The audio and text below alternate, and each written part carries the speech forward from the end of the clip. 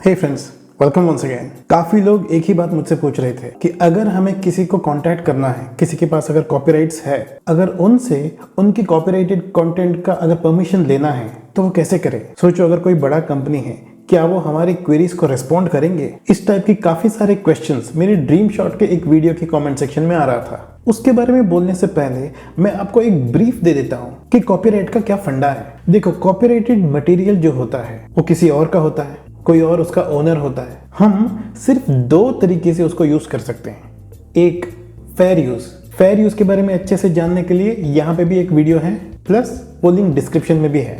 On a high level fair use मतलब हम कोई ओरिजिनल कंटेंट लेंगे और उस कंटेंट को क्रिटिसाइज करने जैसे कोई अगर वीडियो बनाएंगे, या फिर उस कंटेंट को लेके कुछ ऐसे कंटेंट रेडी करेंगे जिसका ओरिजिनल कंटेंट से कोई मतलब ही ना हो। अगर इस टाइप का फाइनल कंटेंट अगर हम लोग बनाते हैं तो वो फेयर यूज में आ जाता है।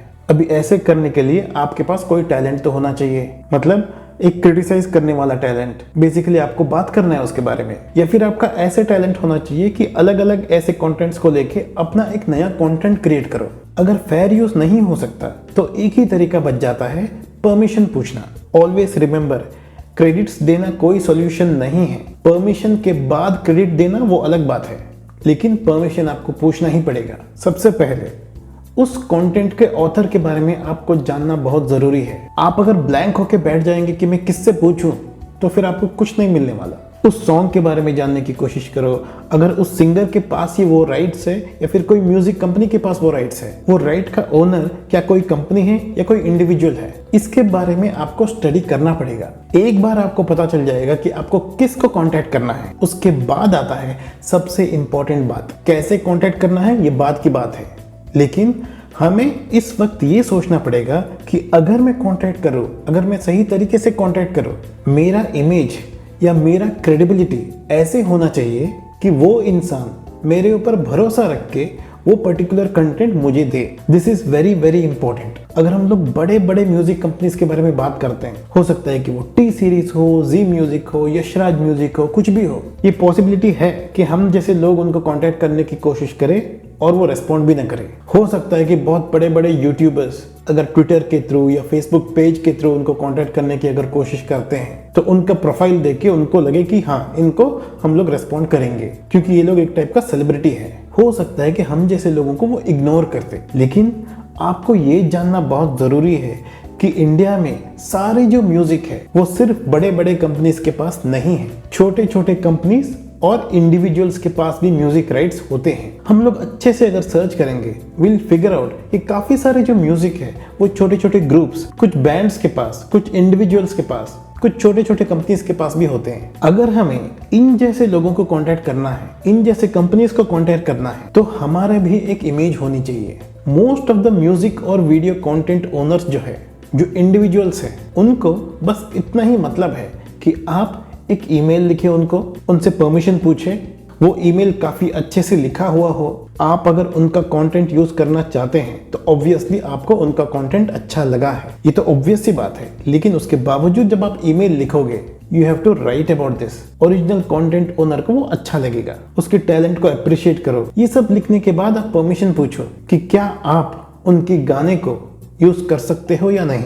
कितने सारे लोगों को यूट्यूब में इतना मैनर्स ही नहीं है कि लोगों से परमिशन पूछे। काफी लोगों को लगता है क्रेडिट देके छोड़ देते हैं। लोगों को नहीं लगता कि किसी और का है, मुझे परमिशन पूछना चाहिए। क्योंकि आप परमिशन पूछ रहे हैं, मैक्सिमम पॉसिबिलिटी है कि वो आपको परमिशन देंगे। और एक बार ईमेल में परमिशन मिल गया, आपको जिंदगी भर कॉपीराइट इश्यूज के बारे में टेंशन लेने की कोई जरूरत नहीं है। वो एक अलग ही पीस ऑफ माइंड है। ये इंडिविजुअल्स के बारे में हो गया। सेकंड आता है छोटे छोटे कंपनीज, ये छोटे छोटे बैंड्स जो होते हैं, इनको जब आप कांटेक्ट करोगे, इस टाइम पे आपको आपकी जो यूट्यूब चैनल है, या फिर आपका जो इंस्टाग्राम प्रोफाइल है, या फिर आपका कोई भी सोशल मीडिया प्रोफाइल है, वो प्रोफाइल में कुछ क्रेडिबिलिटी दिखना चाहिए। अगर आपका यूट्यूब का प्रोफाइल है तो एक जेन्युइन फोटो होना चाहिए। अगर एक बैनर है तो वो बैनर थोड़ा सा प्रोफेशनली क्रिएटेड होना चाहिए।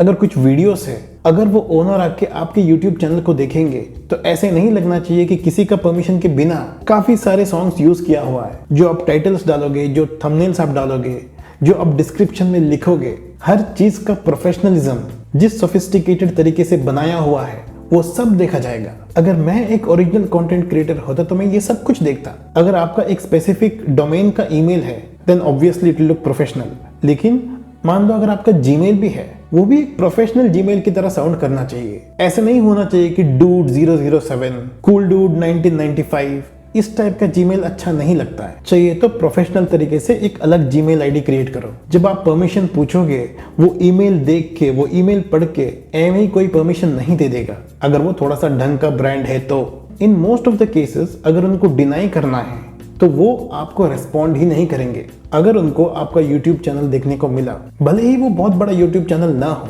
लेकिन बहुत अच्छे से प्रोफेशनल तरीके से अगर बना हुआ है, अगर आपका सोशल मीडिया प्रोफाइल्स है और आप एक जेन्युइन इंसान हो, आप कौन हैं उनको पता चल रहा है, आपका एक ढंग का ईमेल आईडी है और सबसे ज्यादा आपका ईमेल जो है बहुत अच्छे से लिखा हुआ होना चाहिए।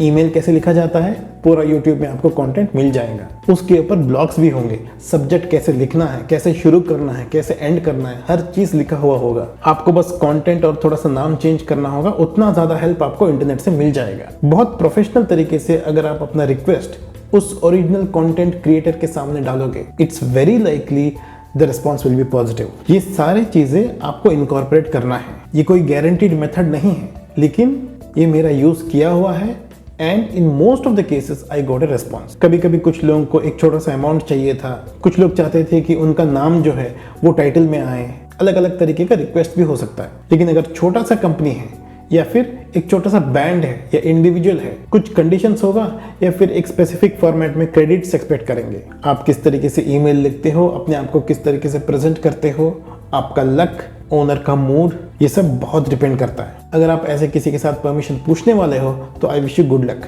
Thank you so much for watching this video. अगर आपको ये वीडियो अच्छा लगा then please let me know by hitting the thumbs up. Please to subscribe to my channel. Thanks again, take care.